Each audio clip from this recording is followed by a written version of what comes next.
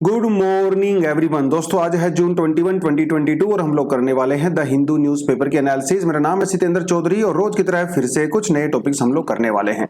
वैसे आपको ओवरऑल बताता चलूं कि आज के द हिंदू न्यूज़पेपर ने मुझे थोड़ा सा डिसअपॉइंट किया है इन द सेंस के बहुत अच्छे टॉपिक्स आज इन्होंने एग्जाम के परस्पेक्टिव से नहीं दिए हैं। वैसे आज इंटरनेशनल योगा डे है बट अनफॉर्चुनेटली पूरे के पूरे द हिंदू न्यूज़पेपर में आपको कहीं पे भी योगा डे का मेंशन नहीं मिलता है। मैं एक्सपेक्ट कर रहा था कि शायद कम से कम एक थोड़ा हाफ पेज में कुछ एडवर्टीजमेंट वगैरह आती, इंटरनेशनल योगा डे के बारे में कुछ बात करते, लेकिन शायद वो कल आएगा क्योंकि आज परफॉर्मेंस चल रही है all over the world yoga day के बारे में। खैर वो इनका अपना मर्जी है, वो जो रहता है वो रहता है। समर सोलिस्टिस भी है आज, इसके बारे में बात करेंगे। फ्रीडम ऑफ स्पीच के बारे में एक छोटा सा एडिटोरियल आया है, थोड़ा सा इसके बारे में जानेंगे, बताऊंगा आपको आर्टिकल 66A के बारे में और श्रेया सिंगल केस के बारे में बताऊंगा आपको थोड़ा सा।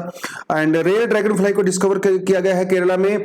इंडिया एंड डाइवर्सिटी, ये टॉपिक थोड़ा इंपॉर्टेंट हो सकता है as compare to other topics because it is written by ex vice president of India mister Hamid Ansari के द्वारा लिखा गया है, जिसमें उन्होंने इंडिया के आइडिया के बारे में बात की है, वैल्यूज के बारे में बात किया है। और फ्रांस के अंदर क्या हो रहा है थोड़ा बहुत उसको देखने वाले हैं। Crypto currency as official language, ये कोई खास इंपॉर्टेंट नहीं है लेकिन थोड़ा बहुत हमें आइडिया होना चाहिए कि दुनिया में चल क्या रहा है ना। इंडिया का तो जानना ही है, दुनिया का भी थोड़ा बहुत पता होना चाहिए। ये आपके लिए इंपॉर्टेंट हो सकता है जीएस पेपर 3 में। इवन डिजास्टर मैनेजमेंट में भी थोड़ा बहुत आप इसको मेंशन कर सकते हो, एक तरह का केस स्टडी है ये। And then we have some MCQs also. तो थोड़ा पहले एमसीक्यूज देख लेते हैं। कल आपसे जो है I have asked 2 questions and this question were from the economy section. The first question was about that in which of the following situation the investment will increase. Investment will increase, तो इसका सही answer हो जाता है increase in the output and increase in the capital stock. देखिए capital का मतलब क्या, देखिए हमारे यहाँ पे बेसिकली 2 चीज होती है, मतलब एक होता है मनी, एक होता है कैपिटल। ठीक है, थोड़ा आप इसको रिवेन्यू भी लिख सकते हो अगर आपका मन करे तो। कैपिटल बेसिकली होती है लॉन्ग टर्म, कैपिटल इन्वेस्टमेंट हमेशा लॉन्ग टर्म होती है। कैपिटल का यूज किया जाता है टू जनरेट इनकम, ठीक है, टू जनरेट इनकम। कैपिटल होती है आपकी लैंड होती है, जो मशीनरी होती है, इवन आपके घर में जो आपकी बाइक है, आपका जो घर है, वो आपका कैपिटल एसेट है, राइट, कैपिटल एसेट है। लेकिन जो मनी होती है वो तो मनी होती है भैया, नॉर्मली शॉर्ट टर्म होती है, जो आप डेली फंक्शन के लिए यूज करते हो। जैसे मैंने आपको कल भी एक एग्जांपल दिया था, है ना, एक जब एक रेस्टोरेंट बनाते हो तो वो रेस्टोरेंट आपका कैपिटल हो जाता है ना, क्योंकि इसके अंदर खूब सारी इन्वेस्टमेंट करते हो। लेकिन उसका जो इलेक्ट्रिसिटी बिल होता है, जो एम्प्लॉइज को सैलरी वगैरह देते हो, वो आपका बेसिकली रेवेन्यू वाला पार्ट हो जाता है। तो कैपिटल स्टॉक जिस इकोनॉमी में ज्यादा बढ़ेगा वहां पे डेफिनेटली इन्वेस्टमेंट ज्यादा आएगा ही आएगा और आउटपुट तो ज्यादा होने ही वाला है, राइट। तो this is how things work. चलिए नेक्स्ट हमारे पास था एसेट रिकंस्ट्रक्शन कंपनी। तो मैंने आपको बताया था कल ही बैड बैंक के बारे में बताया था, है ना। तो it's a asset reconstruction company. तो ये ऐसे जो बैंक होते हैं जिनके बहुत सारे एसेट जो है नॉन परफॉर्मिंग हो जाते हैं, उसे कहा जाता है मतलब उसे हम लोग एसेट रिकंस्ट्रक्शन कंपनी बोलते हैं, जो उनकी रिकवरी करती है। वैसे जो वसूली भाई होते हैं ना, आपने मूवी देखा होगा गोलमाल, उसमें वसूली भाई होते हैं। तो वसूली भाई की अपनी एक एसेट रिकंस्ट्रक्शन कंपनी होती है बेसिकली, है ना। लेकिन वो थोड़ा इलीगल तरीके से काम करते हैं, बैंक थोड़ा सा लीगल तरीके से काम करते हैं, इतना ही फर्क होता है, बाकी काम एक ही है, ठीक है। ये नॉन परफॉर्मिंग एसेट का मतलब क्या होता है, देखिए एसेट का मतलब आप एसेट को कैपिटल से समझ सकते हो एक तरह से। एसेट इज समथिंग जिससे आप पैसा बनाते हो, है ना, उसे एसेट बोलते हैं। लायबिलिटी इज समथिंग जहां पे आप पैसा देते हो, ठीक है। जैसे मान लो आप लोग कहीं से लोन लिया हुआ है तो लोन आपका जो है लायबिलिटी है बिकॉज आपको चुकाना है। लेकिन अगर आपने लोन किसी को दिया हुआ है, ठीक है, मान लो यहाँ पे जो है राम है और इधर जो है श्याम है। अगर राम ने श्याम को मान लो 100 रुपए का लोन दिया हुआ है तो ये श्याम के लिए लायबिलिटी है क्योंकि इसको चुकाना है, लेकिन राम के लिए एक एसेट है क्योंकि राम को इसके ऊपर इंटरेस्ट मिल रहा है ना। ये होता है बैंकों को। अब राम को जो है बैंक के साथ आप रिप्लेस कर सकते हो और श्याम को जो है आप जो है रिलायंस के साथ रिप्लेस कर सकते हो। तो यहाँ पे 100 रुपए तो नहीं लेंगे भैया अंबानी साहब, तो वो तो 100 करोड़ रुपए लेंगे। तो ये जो 100 करोड़ रुपए लोन लिया है अंबानी साहब ने, वो अंबानी के लिए तो लायबिलिटी है क्योंकि उसको चुकाना है, लेकिन बैंक के लिए वो एसेट होता है। लेकिन मान लो रिलायंस वाले 100 करोड़ चुकाने के बजाय सिर्फ 80 करोड़ रुपए ही चुका पाए और 20 करोड़ रुपए उन्होंने हाथ खड़े कर दिए, भैया हम नहीं चुका पाएंगे, तो 20 करोड़ आपका जो है नॉन परफॉर्मिंग एसेट हो जाता है ना। आप ये सिंपली भी कह सकते हो कि 100 करोड़ रुपए उसने नहीं चुकाए, बाई चांस इसका इंटरेस्ट रेट नहीं दिया या प्रिंसिपल नहीं दिया, तो ये जो एसेट था, इस एसेट को एक्चुअली परफॉर्म करना चाहिए था, इसको इंटरेस्ट रेट कमाना चाहिए था, लेकिन कमाने के बजाय डुबा रहा है, तो इसलिए नॉन परफॉर्मिंग एसेट हो जाता है ना। तो जैसे कई बार होता है ना आईपीएल में बहुत बड़े बड़े प्लेयर होते हैं, है ना, उनको करोड़ों रुपए की बोली लगा के लिया जाता है ताकि वो हमारी टीम के लिए अच्छा खेलेंगे, तो उनको एज अ एसेट इन्वेस्टमेंट किया जाता है। लेकिन भैया जब वो मैच एक्चुअली खेलने लगते हैं तो उनसे रन नहीं बनते हैं, तो क्या हो जाते हैं उस पर्टिकुलर टीम के लिए नॉन परफॉर्मिंग एसेट हो जाते हैं। अच्छा, अगर आप क्रिकेट देखते हो तो मुझे किसी एक दो प्लेयर का नाम बताओ जो नॉन परफॉर्मिंग एसेट है। ठीक है, पैसा खूब लिया जाता है लेकिन परफॉर्मेंस बिल्कुल धेले का रहता है उनका। मेरे दिमाग में तो कई सारे नाम है, आप बता सकते हो अपना। आज के दो क्वेश्चन ये हैं आपके सामने, which one of the following represents a fall in the prices. ठीक है, तो ये इन्फ्लेशन वाले चैप्टर से कवर होता है, बिल्कुल आपके बेसिक एनसीईआरटी से भी कवर हो सकता है ये टॉपिक। दूसरा हमारे पास आता है नॉर्मल क्वेश्चन है बायो फर्टिलाइजर। ये बिल्कुल मुझे लगता है कि यूपीएससी के पर्सपेक्टिव से क्वेश्चन पूछा जा सकता है, बिल्कुल ही, which of the following can be used as a bio fertilizer, क्योंकि आजकल हम लोग ना इथेनॉल वगैरह की बहुत सारी बात कर रहे हैं, तो उसी सेंस में जो है इस क्वेश्चन को भी आप जोड़ के देख सकते हो, bacteria, fungi and the funds. ठीक है, कमेंट सेक्शन में बताओ, स्क्रीन को पॉज करो जल्दी से जल्दी। ठीक है, कल डिस्कस करेंगे इसके बारे में हम लोग। तो एक बार थोड़ा सा देख लेते हैं दोस्तों फ्रंट पेज पे क्या है। लेकिन फ्रंट पेज पे जाने से पहले छोटी सी एक आपको जानकारी दे दूं कि हम लोग जो है 3 जुलाई से अपना सेकंड फाउंडेशन बैच लॉन्च कर रहे हैं। तो जो बच्चे ज्वाइन करना चाहते हैं हमारे ऊपर भरोसा रखिए और पूरी तरह से आप इसको ज्वाइन करिए, किसी तरह की चिंता करने की जरूरत नहीं है। आपका सिलेबस बहुत शानदार तरीके से कवर करवाया जाएगा। आंसर राइटिंग प्रैक्टिस यहाँ पे होती है, डेली क्विज होता है, वीकली क्विज होता है, मेंटरिंग सेशन आपको मिलता है, मेंस की टेस्ट सीरीज होती है, प्रीलिम्स की टेस्ट सीरीज होती है, किसी तरह की कोई भी कमी आपको नजर नहीं आएगी। व्हाट्सएप का नंबर यहाँ पे दिया हुआ है, इस पे आप लिख करके पूरी जानकारी ले सकते हो। नीचे डिस्क्रिप्शन में आपको लिंक मिल जाएगा, फॉर्म को फिलअप करिए, पूरी इंफॉर्मेशन आपको मिल जाएगी। ठीक है जी, तो जो बच्चे इंटरेस्टेड हैं वो जा सकते हैं। अब बढ़ते हैं हम लोग अपने फ्रंट पेज के ऊपर। तो फ्रंट पेज के ऊपर सबसे पहली न्यूज तो वही अग्निवीर और अग्निपथ को लेकर ही चल रही है। First set of Agniveers will join service in June 2023। Basically इन्होंने नोटिफिकेशन निकाल दिया है, अगर कोई आर्मी में जाना चाहता है हमारा एस्पिरेंट, तो नोटिफिकेशन आ गया है मिनिस्ट्री का, आप उस पर जाइए, रिक्वायरमेंट को पढ़िए, अगर आप फुलफिल करते हो तो अप्लाई कर सकते हो। ठीक है, तो 40,000 अग्निवीर्स को रिक्रूटमेंट करने वाले हैं भैया इस साल हम लोग, और नेक्स्ट ईयर जो है जून 2023 तक उनकी फुल टाइम मतलब एक तरह से ज्वाइनिंग उनका प्रॉपर हो जाएगा। कौन कौन से डिपार्टमेंट में ज्वाइनिंग कर रहे हैं अभी हम लोग? बहुत सारे डिपार्टमेंट में कर रहे हैं भैया। तो अग्निवीर जनरल जो नॉर्मल ड्यूटी होती है, अग्निवीर टेक्निकल में जा सकते हो, अग्निवीर जो है टेक्निकल में एविएशन में जा सकते हो, एनिमेशन में जा सकते हो, अग्निवीर क्लर्क में जा सकते हो, अग्निवीर ट्रेड्समैन में जा सकते हो, जिसके लिए आपको सिर्फ 10वीं की रिक्वायरमेंट होती है, 10th पास होना चाहिए, और अग्निवीर ट्रेड्समैन 8th पास में जा सकते हो। तो दोनों, अगर आप 8वीं पास हो 10वीं पास हो तो आराम से यहाँ पे जा सकते हो। ठीक है, बाकी तो जो बंद है वो सब चीजें उन्होंने बता रखी हैं। 4 साल के रोल आउट करेंगे, 6 महीने की ट्रेनिंग रहेगी, बाद में सेवा निधि में आपको जो है लगभग 11.71 लाख रुपीज मिलने वाले हैं। उसके बाद आप आके आराम से यूपीएससी की तैयारी कर सकते हो, क्योंकि आपको फाइनेंस की चिंता नहीं रहेगी ना। अगर आपकी एज अभी मान लो 17 ईयर्स है, 17.5 है, तो आप जाइए आराम से 4 साल के लिए वहां पे ज्वाइन किए, जब तक आप वापिस आओगे आपकी उम्र जो है 21-22 साल हो जाएगी। आने के बाद अपना आराम से यूपीएससी तैयारी करिए, चिंता आपको है नहीं, क्योंकि आपके अकाउंट में पैसा है। ठीक है, तो उसको आराम से बढ़िया तरीके से खर्चा कीजिए, फैमिली की हेल्प करिए, यूपीएससी की तैयारी कीजिए, और फिर जो है बढ़िया रैंक लेके आइए, है ना, आपके पास बढ़िया अपॉर्चुनिटी है। खैर, Gopal Gandhi opts out of the fray, opposition rejigs plan. तो भैया प्रेसिडेंट के लिए रेस चल रही है, 18 तारीख को इलेक्शन होने वाला है अगले महीने, तो उसके लिए अपोजिशन वाले जो है अपना कैंडिडेट ढूंढने में लगे हुए हैं, गवर्नमेंट भी लगी हुई है।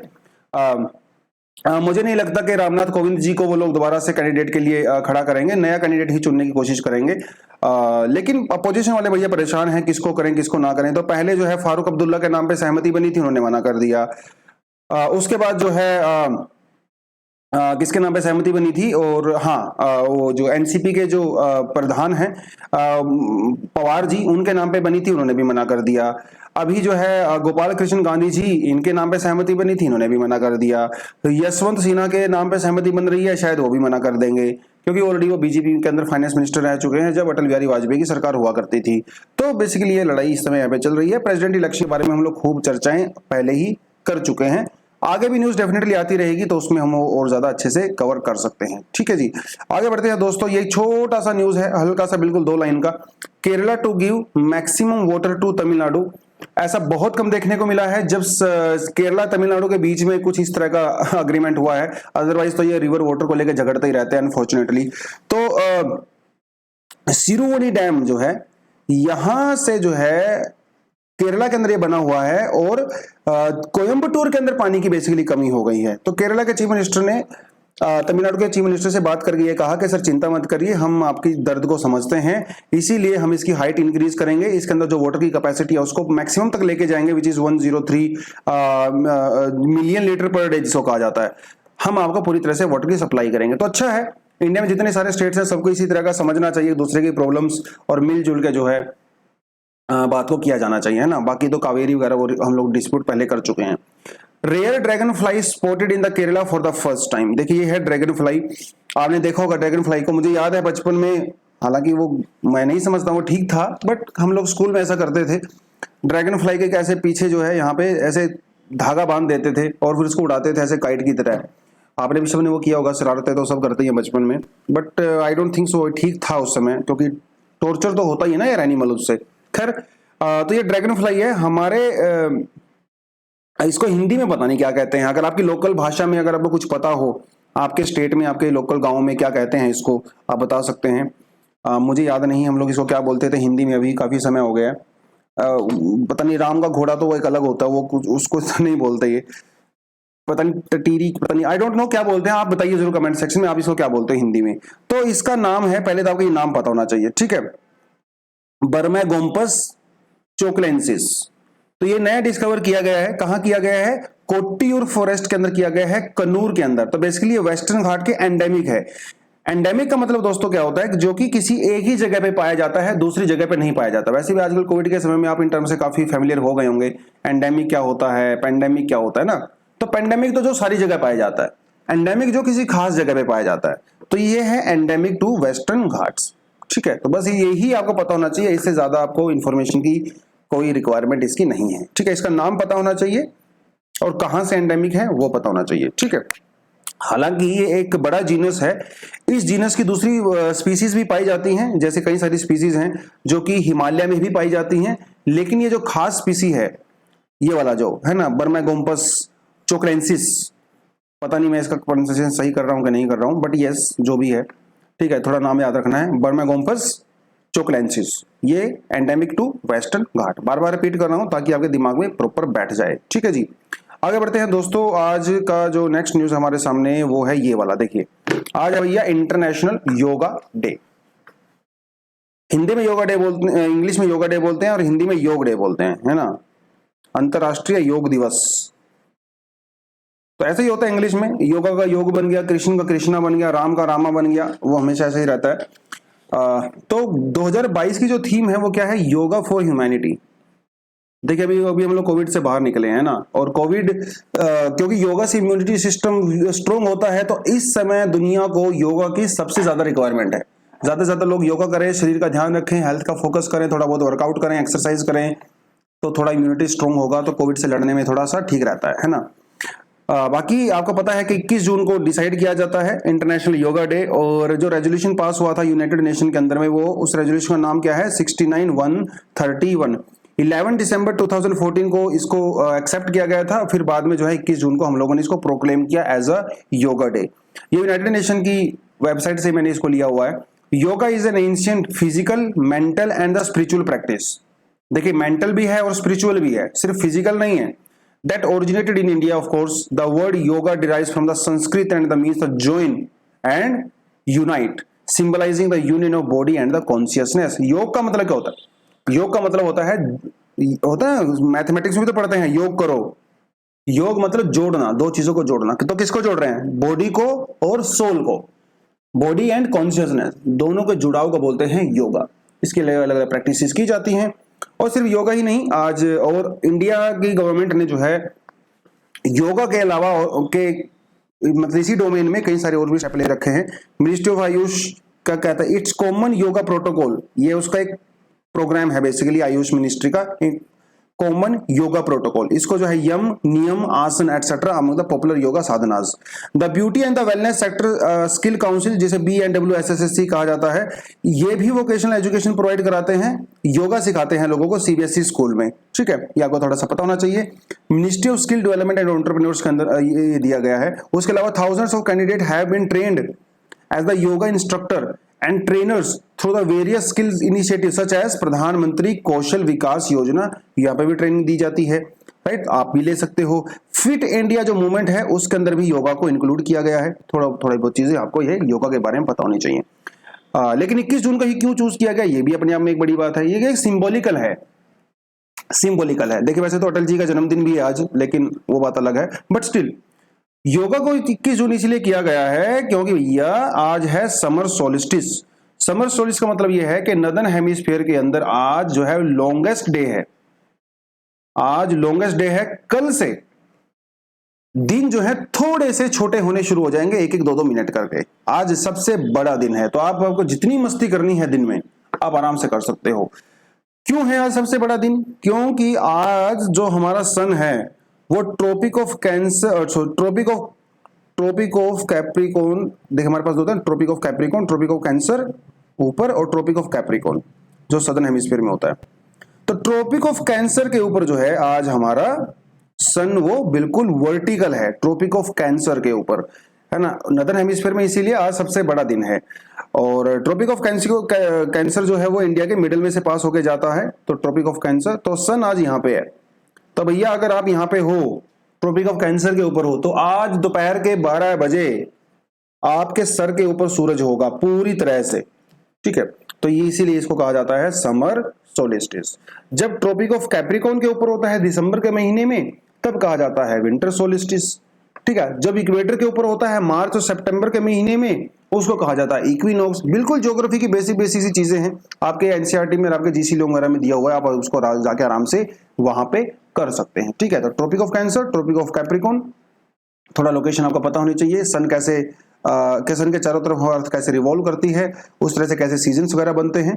तो सीजन्स के लिए 2 रीजंस होते हैं, एक होता है रेवोल्यूशन ऑफ अर्थ और एक होता है टिल्टिंग। अगर टिल्टिंग ना होती तो सीजन्स नहीं होते, रेवोल्यूशन नहीं होता तो सीजन्स नहीं होते। तो 2 फैक्टर रिस्पॉन्सिबल होते हैं टिल्टिंग के लिए। हाँ, डे और नाइट के लिए क्या रिस्पॉन्सिबल होता है? रोटेशन, है ना। थोड़ा सा ज्योग्राफी का कॉन्सेप्ट है। आगे बढ़ते हैं, कुछ ज्यादा इसमें करने को था नहीं, वैसे मैंने ज्यादा समय ले लिया, ये ऑलरेडी हम लोग कर चुके हैं। India faces near term challenges, finance minister ने कहा है। देखिए इस समय इंडिया में बहुत सारे चैलेंजेस है भैया, है ना। इन्फ्लेशन तो सबसे बड़ा चैलेंज चल ही रहा है। इन्फ्लेशन के अलावा कई सारी चीजें इन्होंने और बोली है यहाँ पे। फिस्कल डेफिसिट की बात कर रही हैं, राइट। करंट अकाउंट डेफिसिट की बात कर रही हैं। फिस्कल डेफिसिट का मतलब क्या होता है? डेफिसिट मतलब जब कोई चीज कम होती है हमारे पास। फिस्कल डेफिसिट मतलब हमारी जो इनकम होती है, हमारी जो एक्सपेंडिचर होता है, दोनों के बीच का डिफरेंस होता है। अगर आपकी इनकम आपके एक्सपेंडिचर से कम होती है तो फिस्कल डेफिसिट होता है, ठीक है। करंट अकाउंट डेफिसिट का मतलब ये होता है जो कि हम लोग ट्रेड के लिए यूज करते हैं यूजुअली। करंट अकाउंट डेफिसिट मतलब जो डे टू डे बेसिस पे, वीकली बेसिस पे, मंथली बेसिस पे दूसरी कंट्री के साथ हमारा इंपोर्ट और एक्सपोर्ट होता है। अगर हम लोग इंपोर्ट कम करते हैं, एक्सपोर्ट ज्यादा करते हैं, तो करंट अकाउंट डेफिसिट सरप्लस होता है।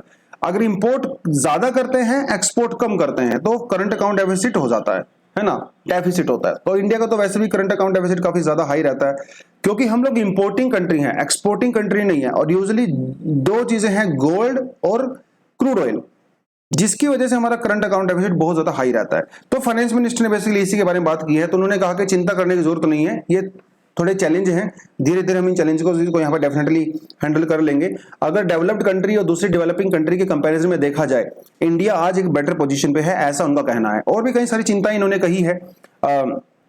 सबसे बड़ी चिंता इन्होंने कही कि जो डॉलर के कंपैरिजन में रुपया जो है वो कम हो रहा है, वो भी इन्होंने यहाँ पे बात कही है ना। उसके अलावा इफेक्ट कॉस्टलियर इंपोर्ट है, क्योंकि रुपया कमजोर हो रहा है, इसकी वजह से इंपोर्ट महंगा हो रहा है ना। और रुपये और डॉलर की वैल्यू के बारे में इन्होंने थोड़ा सा बात किया। उसके अलावा जो है wider deficit and the weaker currency के बारे में बार बार वो बात कर रही है, ठीक है। और स्पेंडिंग को जो है कंट्रोल करने की बात इन्होंने, केपेक्स, ये टर्म इन्होंने काफी जगह पे यूज की है। केपेक्स, केपेक्स का मतलब होता है दोस्तों कैपिटल एक्सपेंडिचर। अभी आपको थोड़ी देर पहले ही बताया था कि जो कैपिटल एक्सपेंडिचर होता है वो मनी जनरेशन के काम आता है, उससे एम्प्लॉयमेंट जनरेट होता है, रेवेन्यू से एक्सपेंडिचर से नहीं होता है ना। तो इन्होंने कहा कि पिछले बजट में हम लोगों ने केपेक्स को काफी ज्यादा किया था, प्रमोट किया था। आने वाले कुछ सालों में डेफिनेटली उसका रिजल्ट हमें नजर आएगा। अब देखिए जो ब्रिज होती हैं, सड़कें होती हैं, रेलवे ट्रैक्स वगैरह होते हैं, 2 दिन में तो बनते नहीं है, समय लगता है ना, पैसा इन्वेस्ट करने में कई साल लग जाते हैं इनको बनने में, तब ये इनकम जनरेट करना शुरू करते हैं।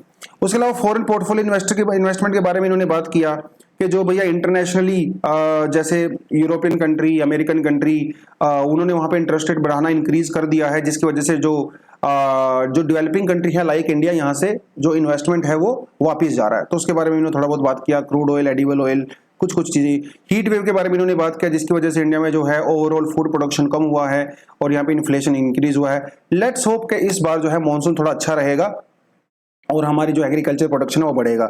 उसके अलावा क्रूड ऑयल के बारे में इन्होंने बात किया कि जो ओपेक कंट्री हैं हम उनसे एक्सपेक्ट कर रहे हैं वो सप्लाई को बढ़ाएंगे। देखिए सारा खेल डिमांड और सप्लाई का होता है ना। इस समय क्रूड ऑयल की, अगर क्रूड ऑयल की सप्लाई ज्यादा हो जाती है तो डेफिनेटली अपने आप ही प्राइस कम हो जाता है, अगर पीछे से सप्लाई कम आ रही है तो डेफिनेटली प्राइस बहुत ज्यादा इंक्रीज हो जाता है। तो कुछ कुछ चीजें जो है इन्होंने यहाँ पे बताई हैं। आगे बढ़ते हैं दोस्तों, रिसरेक्टिंग अ डेड लॉ। तो रेजरेक्टिंग अ डेड लॉ, बेसिकली रेजरेक्टिंग का मतलब ये होता है कि जब कोई आदमी मर जाता है और मरने के बाद वो दोबारा से खड़ा हो जाता है, जैसे जीसस के बारे में बोला जाता है resurrection of Jesus after 3 days ना, हाँ 3 डेज आई गेस, तो रेजरेक्शन होता है। तो ये सेक्शन 66A के रेजरेक्शन की बात कर रहे हैं। तो इंफॉर्मेशन टेक्नोलॉजी एक्ट के अंदर जो है सेक्शन 66A था, सुप्रीम कोर्ट ने इसको 2015 के अंदर नल एंड वॉइड डिक्लेयर कर दिया था श्रेया सिंघल वाले और यूनियन ऑफ इंडिया वाले केस में। मुझे याद है तब ये स्टूडेंट हुआ करती थी दिल्ली यूनिवर्सिटी के अंदर CLC डिपार्टमेंट में, और उन्होंने ये केस लड़ रही थी, एज अ स्टूडेंट केस लड़ रही थी और ये केस जीती थी और भैया अपना इतिहास में अपना नाम लिखवाया श्रेया सिंघल ने। शी वॉज जस्ट 18 और 19 ईयर्स ओल्ड उस समय में शायद। और वैसे इनकी जो फैमिली है श्रेया सिंघल जी की वो पूरी एकदम लॉयर और जजेस वाली फैमिली है। खैर, तो इसको सुप्रीम कोर्ट ने नल एंड वॉइड इसलिए डिक्लेयर किया था। सुप्रीम कोर्ट का कहना था कि जो सेक्शन 66A है ये हमारी प्राइवेसी को और फ्री स्पीच को इन्फ्रिंज करता है, क्योंकि सेक्शन 66A के अंदर ये हुआ करता था अगर कोई आदमी फेसबुक पे, ट्विटर पे, कहीं सोशल मीडिया वगैरह पे कुछ ऑफेंसिव लैंग्वेज का अगर यूज करता है किसी के अगेंस्ट में तो उसको अरेस्ट किया जा सकता है। तो सुप्रीम कोर्ट ने कहा भैया ऐसा कैसे हो गया। अब मान लो मैंने कोई चीज बोल दी अभी मैं क्लास में मैंने कुछ भी बोल दिया तो कोई ना कोई बंदा तो उससे ऑफेंड हो ही जाएगा। इतना बड़ा डाइवर्स कंट्री है, इतने बड़े इमोशंस हैं लोगों के अलग अलग, तो ऑफेंड होना आज के समय में सबसे इजी चीज है। कोई कुछ भी बोले कोई ना कोई ऑफेंड हो ही जाता है। तो सुप्रीम कोर्ट ने कहा भैया ये तो फ्री स्पीच का वायलेशन हुआ ना, इसलिए उसको नल एंड वॉइड डिक्लेयर कर दिया। लेकिन ये दोबारा से न्यूज में है। न्यूज में क्यों है? क्योंकि साइबर सिक्योरिटी और साइबर क्राइम को लेके इस समय यूनाइटेड नेशन के अंदर कुछ मीटिंग्स वगैरह चल रही हैं जिसमें इंडिया ने ये प्रपोजल किया कि जो ऑफेंसिव मैसेजेस होते हैं सोशल मीडिया वगैरह पे हम उसको कर्व करेंगे। तो ये हमारा तरीका है साइबर क्राइम से लड़ने का। यूके ने अपना बताया, फ्रांस ने अपना बताया, ब्रिटेन ने अपना बताया, सब ने अपना अपना बताया। इंडिया ने कहा कि हम लोग ऑफेंसिव मैसेज को कर्व करेंगे, उसको रोकेंगे। तो वैसे तो मोस्टली कंट्री ने इंडिया के इस प्रपोजल को डिनाई कर दिया है, ऑफ कोर्स करना ही है क्योंकि तो फ्री स्पीच के अगेंस्ट में है। लेकिन इनका यह कहना है कि आर्टिकल के अंदर अगर इसको एक्सेप्ट कर लिया जाता है तो क्या इंडिया में आर्टिकल 66A जैसा प्रोविजन दोबारा से आएगा कि नहीं आएगा। देखिए हमारे पास होता है आर्टिकल 253 ये कहता है कि जब इंटरनेशनली कोई भी अग्रीमेंट होता है जिसमें इंडिया एक पार्टी होता है तो आर्टिकल 253 के तहत हमारी पार्लियामेंट उसके लिए कानून पास कर सकती है और कानून बनाया भी जा सकता है। इसे कहते हैं रैटिफिकेशन, है ना। जब तक इंटरनेशनल लॉ तब तक डोमेस्टिक लॉ नहीं बनता जब तक हम उसके लिए हमारी पार्लियामेंट के अंदर कानून पास नहीं करते हैं। तो यूजुअली तो यही प्रोविजन होता है। हालांकि कुछ कुछ केस में अलग भी देखा गया है, जैसे विशाखा वाला केस था, पुट्टू स्वामी जो राइट टू प्राइवेसी वाला केस था, इसमें कोई डोमेस्टिक कानून नहीं बना। सुप्रीम कोर्ट ने सीधा सीधा जो है वो इंटरनेशनल लॉ को ध्यान में रखा और उसके को लागू कर दिया। सुप्रीम कोर्ट भी लागू कर सकता है। देखिए आपको बताता चलो दोस्तों कि जो सुप्रीम कोर्ट के वर्डिक्ट होते हैं वो अपने आप में ही एक कानून होते हैं और पूरी कंट्री में लागू होते हैं। सुप्रीम कोर्ट ने अगर कुछ बोल दिया तो ये चीजें हैं। तो इनका कहना है कि देखो भैया इतना आसान नहीं है। अगर मान लो यूनाइटेड नेशन के अंदर इंडिया का जो प्रोविजन है ये जो मैसेज को कर्व करने वाला अगर वो एक्सेप्ट होता भी है तो हमारी पार्लियामेंट का डेफिनेटली वो इतना इजीली पास नहीं हो पाएगा और आर्टिकल 66A दोबारा से रिवाइव नहीं हो पाएगा। और वैसे मान लो अगर ये बिल इंट्रोड्यूस हो भी गया तो सुप्रीम कोर्ट डेफिनेटली इसको नल एंड वॉइड डिक्लेयर कर देगा क्योंकि सुप्रीम कोर्ट ने ऑलरेडी इसको किया हुआ है ना। तो ये थोड़ा सा आपको यहाँ पे देखना पड़ेगा। कुछ खास इंपॉर्टेंट मुझे लगा नहीं, दमदार थोड़ा बहुत सोचा आपको बता देता हूँ 66A है क्या। ठीक है जी, चलिए आगे बढ़ते हैं दोस्तों। नेक्स्ट हमारे पास जो आता है that is this explained section में, और ये बात कर रहे हैं मरून मैक्रोन के बारे में। मैक्रोनी नहीं है, मैक्रोन है। तो मैक्रोन जो है वो फ्रांस के प्रेसिडेंट हैं। तो बेसिकली अभी इलेक्शन लड़ा गया था तो इन भाई साहब को जो है मेजोरिटी नहीं मिली है। 577 मेंबर में से 289 मेजोरिटी लेना होता है पार्टी बनाने के लिए, सरकार चलाने के लिए इनको, लेकिन मिला है 245। तो ये भी सरकार कैसे बनाएंगे, ये थोड़ा सोचने वाली बात है। तो सीधी सी बात है, इनको किसी ना किसी का सपोर्ट तो लेना पड़ेगा। फ्रांस के अंदर एक पार्टी है लेस रिपब्लिकन्स, तो उनको 66 वोट मिली है, तो डेफिनेटली उनकी हेल्प लेके ये सरकार वहां पे बना सकते हैं। चले वो तो एक अलग बात है, हमें कोई मतलब नहीं फ्रांस के अंदर क्या सरकार क्या बन रही है, वो एक अलग बात है। हाँ, लेकिन बात यहां पे ये है कि जो है ये वाला, how why did the president Macron lose its majority, क्या रीजन हुए कि उन्होंने अपनी मेजोरिटी को लूज कर दिया। देखिए मैक्रोन जो है ना वो एक नियो लिबरल है, न्यू लिबरल मतलब बहुत ज्यादा ओपन मार्केट को सपोर्ट करते हैं। तो उन्होंने कई सारे स्टेप ऐसे लिए वहां पे मैक्रोन ने, जिसकी वजह से कुछ सेक्टर में उनकी पॉपुलैरिटी कम हुआ। जैसे उन्होंने वहां पे क्या किया, जो कॉर्पोरेट टैक्स थे उसको 33 से घटा के 25 कर दिया गया, लेबर रिफॉर्म्स कर दिए गए। लेबर रिफॉर्म करने से पता क्या होता है कि जो लेबर क्लास होती है, जो एम्प्लॉइज होते हैं, उनको हायर और फायर करना बहुत ईजी हो जाता है। ये उन्होंने वहां पे किया। वेल्थ टैक्स को उन्होंने बिल्कुल खत्म कर दिया वहां पे फ्रांस के अंदर, जिसके वजह से जो नियो लिबरल पॉलिसीज हैं, कुछ सेक्शन ऑफ पीपल जो है फ्रांस के अंदर उनसे थोड़ा सा नाराज चल रहे थे, तो शायद ही इसी वजह से इनको कम वोट मिले हैं। ठीक है, उसके अलावा वहां पे कई दूसरी एक पार्टी और है जिसे न्यूब्स कहा जाता है, न्यूब्स।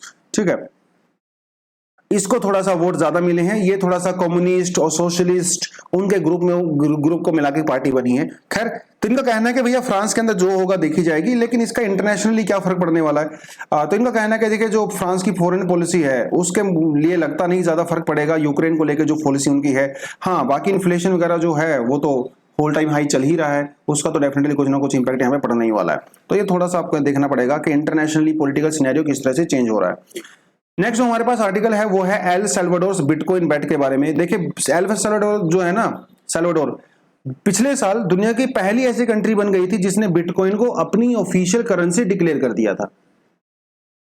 इसका मतलब ये नहीं है कि सल्वाडोर के अंदर दूसरी करेंसी नहीं है। सल्वाडोर के अंदर इस समय यूएस डॉलर और दूसरे नंबर पे बिटकॉइन, ये दो करेंसी डोमिनेट करती हैं। यूएस डॉलर काफी ज्यादा डोमिनेट करता है।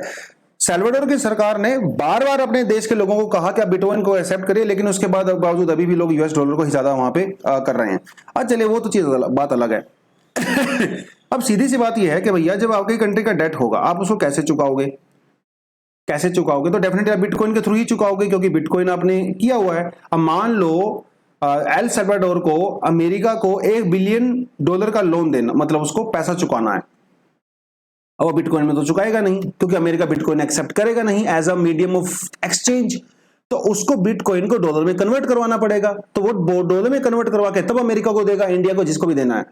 लेकिन समस्या ये है कि भैया बिटकॉइन का प्राइस बहुत ज्यादा डाउन चला गया है। पहले ये 6900 हुआ करता था डॉलर, अभी ये गिर के $20,000 आ चुका है। अब इसकी वजह से एल सल्वाडोर अपना कर्जा कैसे चुकाएगा भैया, वो सबसे बड़ी बात है ना। तो जिसकी वजह से यहाँ पे हो गई है प्रॉब्लम क्रिएट। तो एल सल्वाडोर को आईएमएफ की हेल्प वगैरह लेना पड़ेगा। वो सारी की सारी चीजें हैं जो इन्होंने यहाँ पे बता रखी हैं। ठीक है, how well the bitcoin done in the El Salvador. अब तक एल सल्वाडोर के अंदर बिटकॉइन ने कैसा परफॉर्म किया है? बहुत अच्छा परफॉर्म नहीं किया, सरकार के बावजूद, बार बार बोलने के बावजूद भी। और देखिए बिटकॉइन क्या है ना, इसकी माइनिंग कर सकते हो, माइनिंग। तो एल सल्वाडोर ने जो है जियोथर्मल प्लांट्स वगैरह भी वहां पे लगाए थे ताकि बिटकॉइन की माइनिंग की जा सके। बिटकॉइन माइनिंग कुछ नहीं होता, ऐसा कोई जमीन से माइनिंग नहीं होता, इलेक्ट्रॉनिक माइनिंग होता है बेसिकली। आपको कुछ मैथमेटिकल इक्वेशंस वगैरह सोल्व करनी रहती हैं जो काफी टफ होती हैं। उसके लिए आपको बहुत बड़ी बड़ी मशीनें और जो है जीपीयू वगैरह लगाने पड़ते हैं, जिसे कंप्यूटर हम लोग कहते हैं, हाई पावर कंप्यूटर लगाने पड़ते हैं बेसिकली। तो जितना बड़ा कंप्यूटर होगा उतनी ज्यादा बिजली भी खर्चा करेगा, है ना। तो इसीलिए आपको बहुत ज्यादा इलेक्ट्रिसिटी चाहिए, बहुत ज्यादा इलेक्ट्रिसिटी चाहिए आपको बिटकॉइन को माइन करने के लिए। इसलिए बहुत सारे लोग जो है बिटकॉइन को एनवायरमेंटल फ्रेंडली भी नहीं मानते हैं, क्योंकि बिटकॉइन की माइनिंग के लिए बिजली खर्चा होती है। और अगर वो बिजली कोल से आ रही है या फिर कहीं और से आ रही है जो कि नॉन ना रिन्यूएबल है या जो एनवायरमेंटल फ्रेंडली नहीं है, इसका मतलब बिटकॉइन से पॉल्यूशन भी क्रिएट होता है। तो ये कुछ कुछ चीजें हैं जो थोड़ा बहुत आप यहाँ पे जाके पढ़ सकते हो। एक थोड़ा सा आपको केस स्टडी बताता हूं, सोल्विंग द स्टेरलाइट प्रॉब्लम। तो बेसिकली ये एक प्लांट लगाया गया था तमिलनाडु के अंदर में, और इस प्लांट को लेके 2018 में काफी ज्यादा प्रोटेस्ट वहां पे हुए थे, पुलिस की फायरिंग वगैरह भी हुई थी और 13 लोग मारे गए थे। तब से लेके अभी तक इस प्लांट के ऊपर ताला लगा हुआ है, ये बंद है। अब प्लांट है, ये प्लांट क्या था? ये देखिए वेदांता जो एक बहुत बड़ी कंपनी है, उस कंपनी का ये प्लांट था बेसिकली, और ये कॉपर स्मेल्टिंग करते थे, कॉपर बनाते थे। ठीक है, और होता यह था क्योंकि कॉपर स्मेल्टिंग में बहुत ज्यादा पोल्यूशन होता है, तो वहां के जो आसपास के गांव में रहने वाले लोग थे, उनका कहना था कि भैया इसकी वजह से हमारा जो ग्राउंड वाटर था वो पूरी तरह से पोल्यूटेड हो चुका था, हमारा जो एनवायरनमेंट था वो पूरी तरह से टॉक्सिक हो चुका था। ये लोग क्या करते थे, रात को 3 बजे गैस छोड़ देते थे, और जिसकी वजह से सांस लेने में प्रॉब्लम होती थी। इवन वहां के जो जानवर थे वो भी पानी पीने से मना कर देते थे, क्योंकि वो वो जो है कंटेमिनेट हो चुका है बेसिकली वाटर। तो इसकी वजह से वहां पे प्रोटेस्ट हुए। और सिर्फ यही नहीं, वहां के लोकल लोगों ने यह भी कहा कि जितना इस प्लांट के द्वारा प्रॉमिस किया गया था उतना ज्यादा उन्होंने लोकल जॉब्स क्रिएट नहीं करी। तो बात वो घूमते घूमते इतनी हो गई कि वहां पे बहुत सारे प्रोटेस्ट हुए, व्हाट्सएप वगैरह में खूब सारे रूमर्स वहां पे फैल गए। एक्चुअली वहां पे एक आदमी की जो है कैंसर से डेथ हो गई थी, और उसकी पत्नी ने मीडिया के अंदर रोते रोते ये कहा कि ये डेथ जो है वो इस प्लांट की वजह से हुई है। तो भैया व्हाट्सएप यूनिवर्सिटी में कोई अब ये कोई डॉक्टर ने नहीं कहा ये कि हाँ उसकी वजह से हुआ, ये it was just a rumour. तो व्हाट्सएप यूनिवर्सिटी पे तो ऐसा ही होता है, कुछ चीज फैल जाती है तो फैल जाती है। तो इंडिया में गिने चुने कॉपर पावर प्लांट में से एक था ये। अभी इंडिया में हिंडाल्को में एक चल रहा है झारखंड के अंदर। तो कॉपर बहुत जरूरी होता है। कॉपर जो है इसे एक स्ट्रेटेजिक मेटल भी कहा जाता है, स्ट्रेटेजिक मेटल, क्योंकि हमारी electronic industry, aviation industry, energy industry, electrical industry बहुत ज्यादा डिपेंड करती है कॉपर के ऊपर। तो अगर आपको कॉपर इंपोर्ट करना पड़ेगा तो इसका मतलब आप जो है आत्मनिर्भर कैसे बनोगे भैया इतनी स्ट्रेटेजिक इंडस्ट्री के अंदर। तो ये सबसे बड़ी बात है। तो इंडिया पहले एक्चुअली कॉपर एक्सपोर्टर हुआ करता था इस प्लांट से पहले। इस प्लांट के बाद इंडिया जो है कॉपर इंपोर्टर बन गया है। अभी हम लोग 3 लाख टन हर साल कॉपर को इंपोर्ट करते हैं, पहले हम लोग एक्सपोर्ट करते थे। तो ये सारी की सारी चीजें तो हो गई, लेकिन क्या इस प्लांट का सिर्फ नुकसान हुआ है या कुछ फायदा भी था? बहुत ज्यादा बेनिफिट था। देखिए वहां के जो लोकल पोर्ट्स थी तो डेफिनेटली पोर्ट पे तो बिजनेस बढ़ ही रहा था, है ना। हर रोज जो है 5,000 से ज्यादा गाड़ियां जो है वो जाती थी पोर्ट तक, जिसको हजारों लोगों को जो है काम धंधा मिलता था। जब से ये प्लांट बंद हुआ है तो पूरे का पूरा ट्रांसपोर्टेशन बिजनेस वहां पे ठप हो गया है। उसके अलावा जो लोकल लोग वहां पे काम करते थे फैक्ट्री वगैरह के अंदर, वो पूरी तरह से खत्म हो चुके हैं। आसपास के जो लोकल टाउन्स थे जहां पे इसकी फैक्ट्री की वजह से एम्प्लॉयमेंट जनरेट हुआ था वो पूरी तरह से बंद हो चुका है। तो ये कुछ कुछ चीजें हैं डेफिनेटली वहां पे। लेकिन फिर बात वही है कि सुप्रीम कोर्ट ने भी बार बार कहा है कि जब हम लोग बात करते हैं एनवायरमेंट की, हेल्थ की और ग्रोथ की बात करते हैं, तो सुप्रीम कोर्ट ने कहा है कि हम लोग एनवायरमेंट और हेल्थ को प्रायोरिटी देंगे। तो ये मामला अभी खैर पहले तो तमिलनाडु हाई कोर्ट के अंदर चल रहा था, अभी ये सुप्रीम कोर्ट के अंदर मामला है। तो देखते हैं सुप्रीम कोर्ट क्या बात करता है नहीं करता है। लेकिन मुझे लगता है कि सुप्रीम तो पहले तो कोई पैनल बनाया जाएगा जो कि प्रॉपर तरीके से स्टडी करेगा कि क्या एक्चुअल में इतना पोल्यूशन हो रहा था जितना लोग क्लेम कर रहे थे। अगर हाँ हो रहा था तो डेफिनेटली सुप्रीम कोर्ट फिर जो मुझे लगता है लोगों की फेवर में ही बात करेगा। तो इस प्लांट क्या किया जाना चाहिए, प्लांट को बेटर टेक्नोलॉजी, क्लीन टेक्नोलॉजी वगैरह के अंदर इन्वेस्ट करना चाहिए ताकि इतना पोल्यूशन वहां पे ना हो, है ना। और लोकल लोगों के लिए थोड़ा सा ज्यादा हम लोग कर सकते हैं। वैसे तो इन्होंने वहां पे स्कूल्स वगैरह बनाए हुए हैं, स्कूल्स खूब सारे स्कूल कंस्ट्रक्ट किए थे और बहुत सारे हॉस्पिटल वगैरह भी कंस्ट्रक्ट किए थे इस कंपनी ने वहां पे। लेकिन लोगों का कहना है कि काफी नहीं है और ज्यादा किया जाना चाहिए था लोगों के लिए। तो ये कुछ कुछ चीजें हैं आज आप देख सकते हो। तो केस स्टडी के तौर पे आप इसको डेफिनेटली अपने जीएस पेपर 3 वगैरह में कभी क्वेश्चन आता है तो एग्जांपल के लिए लिख सकते हो।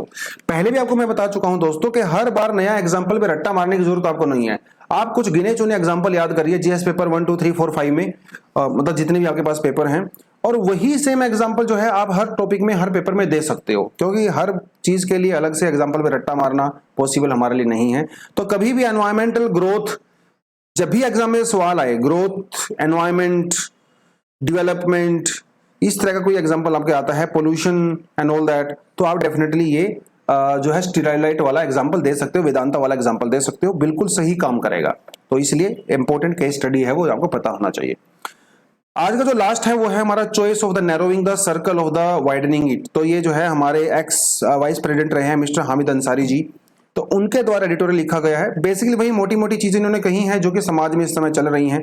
तो शुरुआत इन्होंने वही की कि जो इंडिया में नुपुर शर्मा के द्वारा जो प्रोफेट मोहम्मद जी के बारे में कुछ रिमार्क्स किए गए थे, तो जिसकी वजह से जो गल्फ कंट्री हैं और जो वहां पे जो रिएक्शन हुआ है उसके बारे में बेसिकली बात कर रहे हैं। इनका कहना है कि अभी जो भी चीजें डोमेस्टिक होती हैं तो ये नहीं समझना चाहिए सरकारों को कि वो डोमेस्टिक ही आपको इंपैक्ट करेंगे। भैया इंटरनेशनली भी आपकी कंट्री की इमेज डिपेंड करती है जो आप डोमेस्टिक हरकतें करते हो। ये बेसिकली उन्होंने मोटे मोटे तौर पे कहा है। फिर तीसरा इन्होंने ये कहा कि जो कम्युनिटी की बेसिकली बात करें कि इंडिया के अंदर 14.3% पॉपुलेशन जो है मुस्लिम पॉपुलेशन है। अगर आप इंडोनेशिया, पाकिस्तान और बांग्लादेश को भी मिला दो तो इस समय ये जो पूरा एरिया है इंडोनेशिया, पाकिस्तान, इंडिया, बांग्लादेश, दुनिया में सबसे बड़ा मुस्लिम जो है एक क्लस्टर है बेसिकली। तो इसके बारे में इन्होंने ये बात कही है। और और भी कई कई चीजें उन्होंने कही है कि देखिए जैसे both actions are viewed as the inadequate by the, तो कहना यह है कि बीजेपी ने हालांकि नुपुर शर्मा के अगेंस्ट में एक्शन जरूर लिया है, लेकिन लोगों का मानना है कि वो इनएडिक्वेट है और ज्यादा एक्शन यहाँ पे लिया जाना चाहिए था। नेशनल ह्यूमन राइट कमीशन और नेशनल कमीशन फॉर माइनॉरिटी इस मामले पूरी तरह से चुप हैं, जो कि नहीं होना चाहिए। यूपी और मध्य प्रदेश के अंदर आप देख रहे हो बुलडोजर वगैरह चलाए जा रहे हैं, जिसके अंदर ड्यू प्रोसेस ऑफ लॉ को फॉलो नहीं किया जा रहा है। तो ये भी इन्होंने कहा है कि जिसकी वजह से माइनॉरिटीज को यहाँ पे टारगेट किया जा रहा है, ऐसा लगता है, जो कि नहीं होना चाहिए। ठीक है, फर्दरेंस ऑफ हेट, जिस तरह से समाज के अंदर जो चीजें खराब हो रही हैं उसके बारे में इन्होंने थोड़ा बहुत बात किया है। वीकर सेक्शन ऑफ सोसाइटी को बार बार डिस्क्रिमिनेट किया जाता है, चाहे वो किसी कम्युनिटी से, किसी पर्टिकुलर कास्ट वगैरह से बिलोंग करते हैं, वो सारी चीजें हैं। तो पॉपुलर जो टीवी वगैरह पे डिबेट होती हैं बहुत ज्यादा टॉक्सिक हो गई हैं, जैसा कि आप क्लियरली देख भी सकते हो। फिर जो ये वाला पोर्शन इन्होंने काफी इंपॉर्टेंट कहा है, जो मुझे अच्छा लगा, पहले वाला मुझे ठीक ठाक लगा नहीं, बाकी दूसरा कहता है कि इंडिक वर्सेस नॉट इंडिक। तो एक जो है समाज के अंदर एक नैरेटिव ऐसा फैल गया है जिसमें जो है इंडियन कल्चर और वेस्टर्न कल्चर और या फॉरेन कल्चर, आउटसाइड कल्चर के बारे में बेसिकली हंगामा चलता है। तो कुछ लोगों का मानना है कि जो हिंदू कल्चर है वो इंडियन कल्चर है, जो क्रिश्चियनिटी है, इस्लाम है, वो आउटसाइड कल्चर है। ऐसा कुछ लोगों का नैरेटिव है। तो इनका कहना है कि बिल्कुल भी सही नहीं है नैरेटिव। देखिए, अगर आप बात करें हिस्ट्री की, तो आप कौन सी हिस्ट्री की बात करते हो? अगर आप ब्रिटिश हिस्ट्री की बात करते हो, अगर आप ब्रिटिश हिस्ट्री की बात करते हो तो वो अलग है। अगर आप एंशिएंट हिस्ट्री की बात करते हो तो वो अलग है, क्योंकि एंशिएंट हिस्ट्री की अगर बात करें तो बुद्धिज्म ने यहाँ पे काफी ज्यादा डोमिनेट किया है। और एंशिएंट हिस्ट्री के हिसाब से तो अफगानिस्तान भी इंडिया का पार्ट है ना, ईरान भी इंडिया का पार्ट है। और जो इन्होंने कहा कि जो खिलजी, लोदी, गजनी वो कहां से आए थे? वो तो वहीं से आए थे ना, अफगानिस्तान से आए थे या उसी साइड से आए थे। तो इसका मतलब वो तो इंडिया का पार्ट है।